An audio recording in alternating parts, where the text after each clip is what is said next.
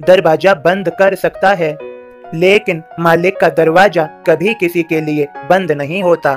वो कभी किसी को नहीं ठुकराता है, वो दयालु है।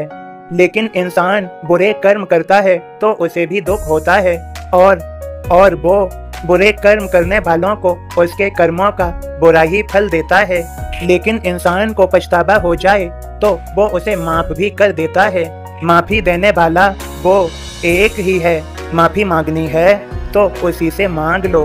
किसी के दरवाजे पर दस्तक देनी है तो उसी के दरवाजे पर दस्तक दो। कोई अभिलाषा करनी हो तो मालिक की कृपा की अभिलाषा करो। कुछ पाना चाहते हो तो मालिक को पाओ, कल्याण होगा। मालिक की शरण में जाओ, उद्धार होगा। सबका मालिक एक।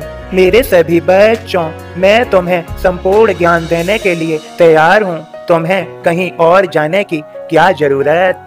और याद रहे, समाधि की सीढ़ी चढ़ेगा जो मेरी, मिटे दुख दरिद्र और चिंताएं सारी।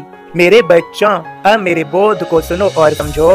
ओम साईं राम बाबा का बोध इस प्रकार है। श्री साईं बाबा ईश्वर अवतार है।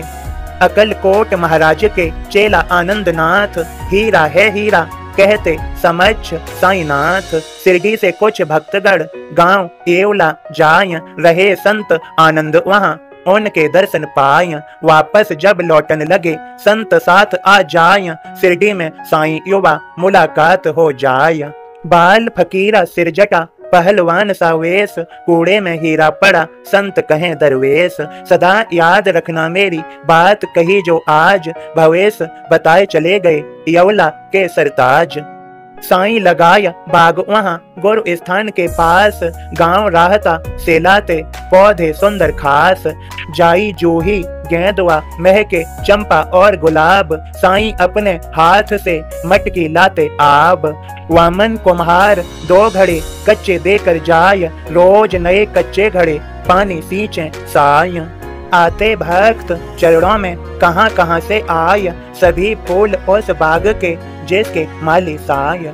ओम साईं राम बाबा के सभी भक्तों, हम सभी पर, आप सभी पर बाबा की कृपा और आशीर्वाद है। सभी प्रेम से बोलें ओम साईं राम, जय साईं राम।